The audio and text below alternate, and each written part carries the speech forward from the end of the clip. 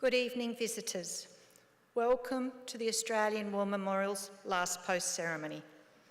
My name is Lexa Peterson, and joining us today from the Royal Australian Navy is Warrant Officer Cherie Thayers. This evening, we are honoured to acknowledge the family of Private Martin Conrad Stephensen, Mr. Eric Easterbrook, Chairman of Legacy Australia, and the accompanying Legacy Australia delegation. We also warmly welcome Legatee Captain Vaughan Rickson from the Royal Australian Navy, who is bearing the Legacy Centenary torch.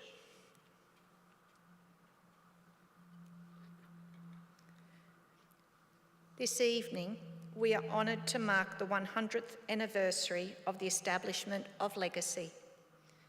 In the trenches of the Western Front during the First World War, a soldier said to his dying mate, "I'll look after the missus and the kids." This became known as the Promise.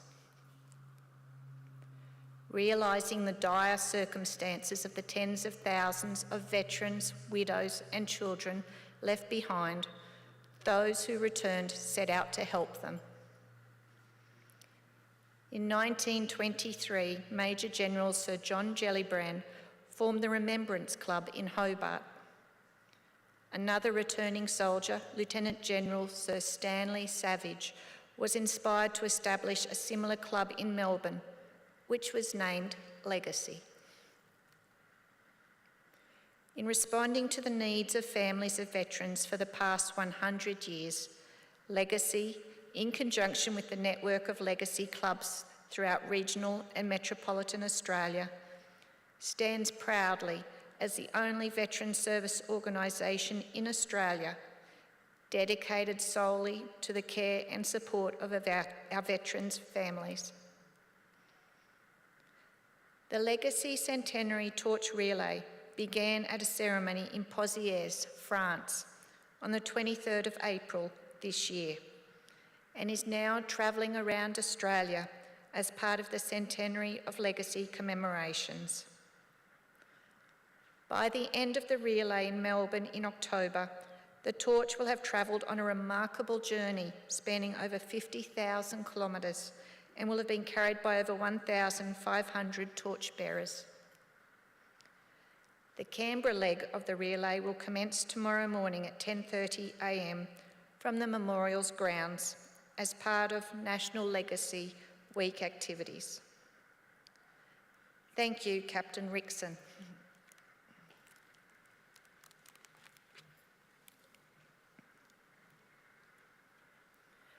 We welcome the veterans who have served, those that are still serving, and the families that love and support them.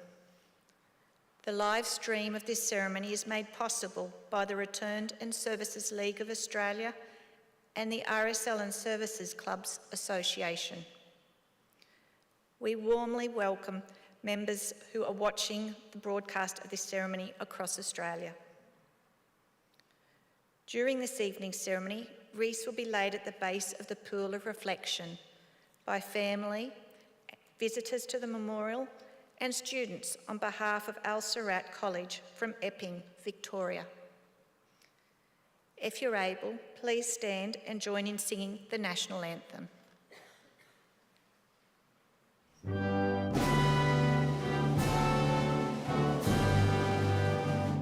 Australians, oh, let us rejoice, for we are one and free. We've golden soil and wealth for toil, our home is got by sea. All our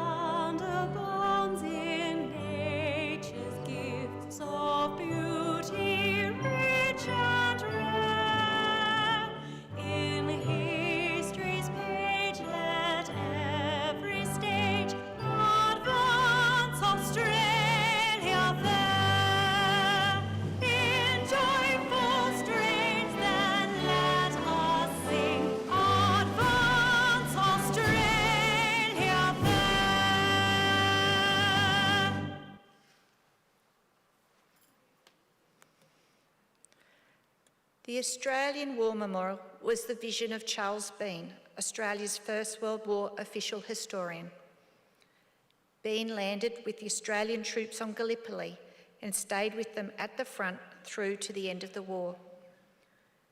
The idea of this national memorial and museum came to him at Pozières, France, in the depths of the bloody fighting of 1916. Bean's idea was that this would be a place where families and friends could mourn loved ones buried in faraway places. It would also be a place that could help all Australians understand what these men and women had endured and what they had done for us. Bean's vision, to which we remain true, is best expressed as inscribed in the entrance to the memorial's galleries. Here is their spirit, in the heart of the land they loved, and here we guard the record which they themselves made. Tonight we will read the story behind just one of those on the Roll of Honour, which lists the names of more than 103,000 men and women who have given their lives for us in war and on operations for more than a century. But first we present a lament, Flowers of the Forest. Wreaths or floral tributes will now be laid at the base of the pool of reflection.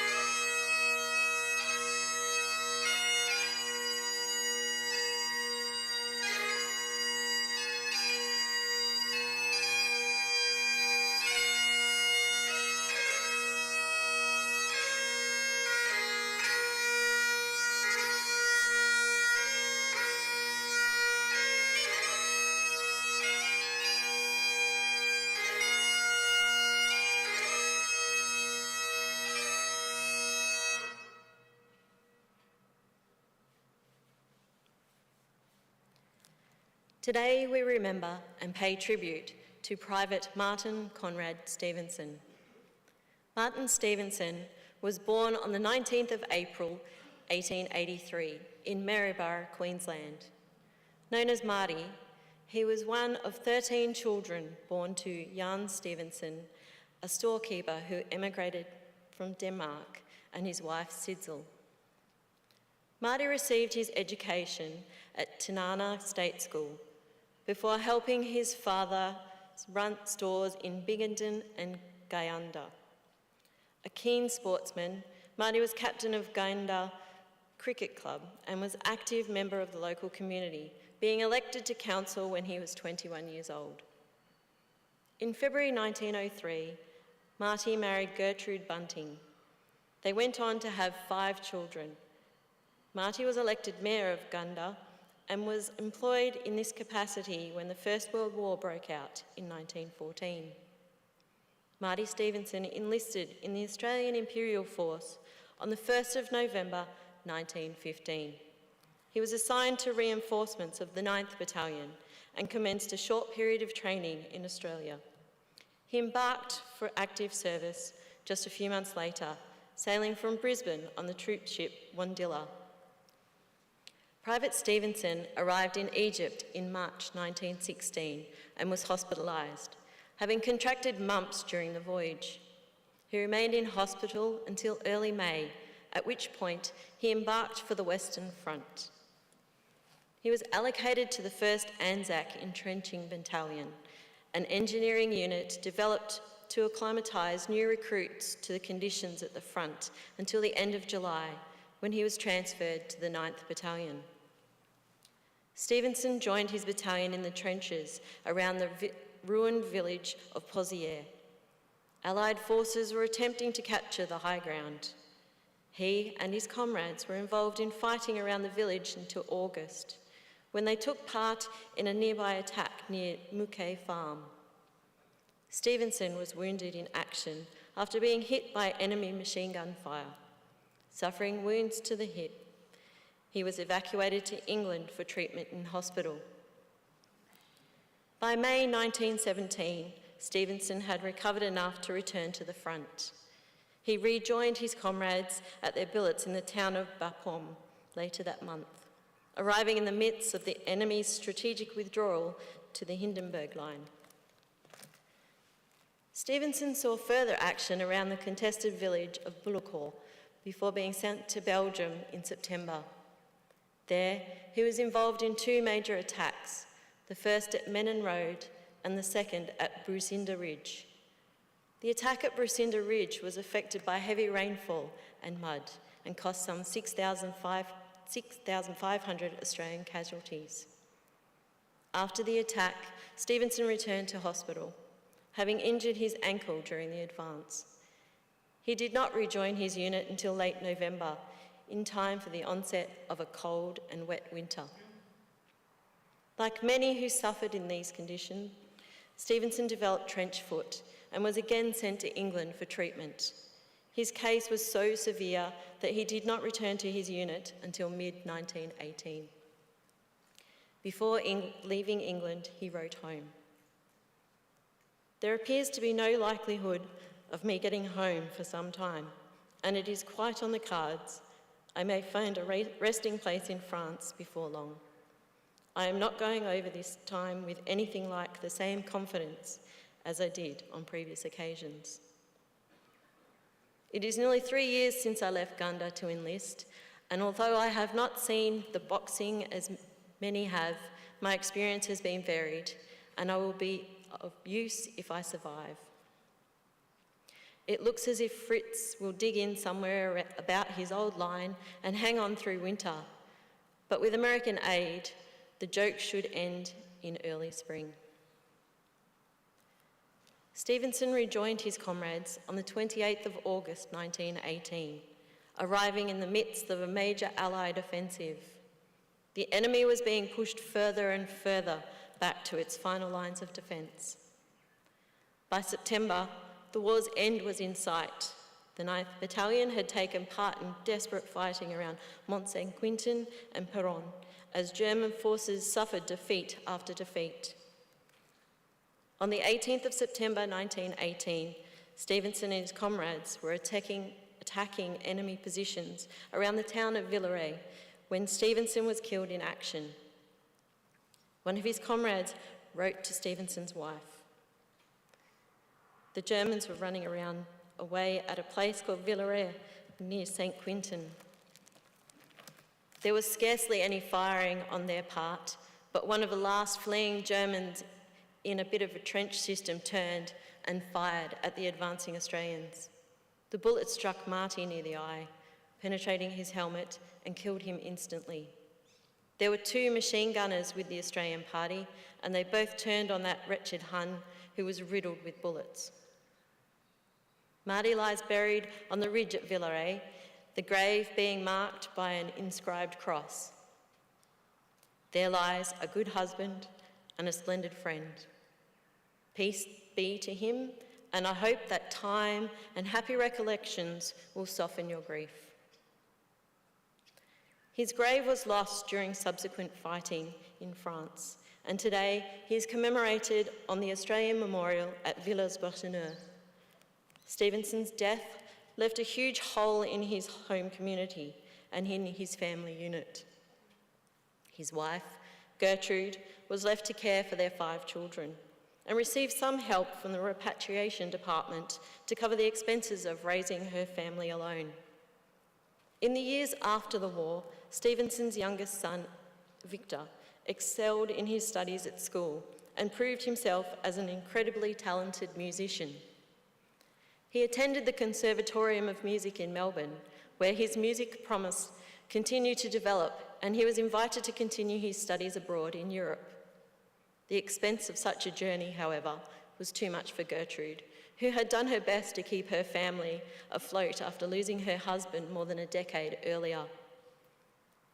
In 1929, the Legacy Club of Brisbane stepped in to help young Victor Stephensen to achieve his goal as a tribute to his late father. Legacy campaigned tirelessly for the cause, and within a matter of months had raised enough money for Victor to study abroad. He completed his studies in Europe and afterwards returned to Australia, where his love for music endured. During the Second World War, Victor followed in his father's footsteps and enlisted to serve his country. He was discharged from the army at the end of the war and settled in Melbourne, where he worked as a musician and pianoforte teacher until his death in 1986. With Legacy's help, Marty Stephensen's family was taken care of long after his death.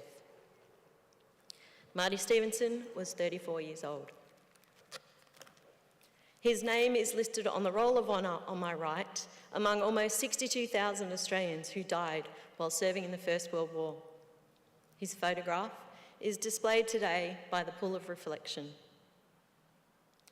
This is but one of many stories of service and sacrifice told here at the Australian War Memorial. We now remember Private Martin Conrad Stephensen, who gave his life for us, for our freedoms, and in the hope of a better world.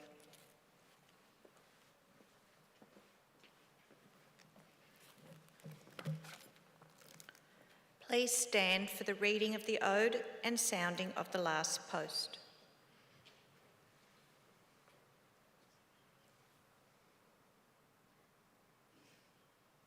They shall grow not old as we that are left grow old.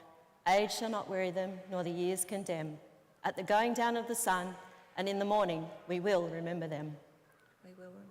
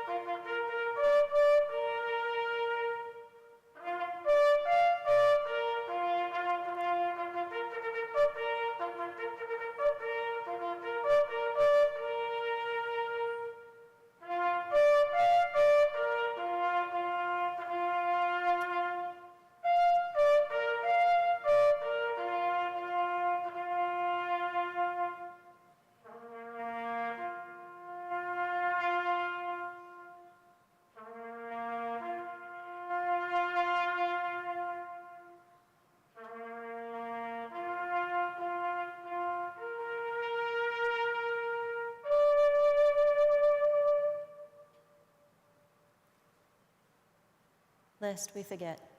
Lest we forget.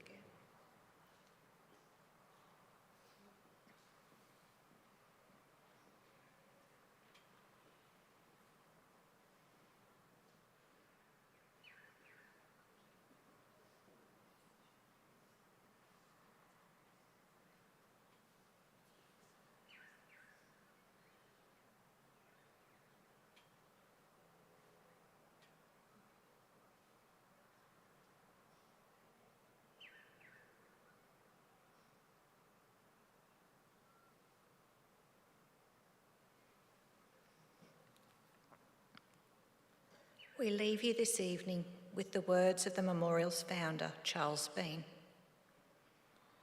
Many a man lying out there at Pozieres or in the low scrub at Gallipoli, with his poor tired senses barely working through the fever of his brain, has thought in his last moments, well, it's over, but in Australia they will be proud of this. Ladies and gentlemen, girls and boys, that concludes the last post ceremony. On behalf of the Director, staff and volunteers, thank you for visiting the Australian War Memorial today and for your continued support during the Memorial's development project. We wish you all a very pleasant evening.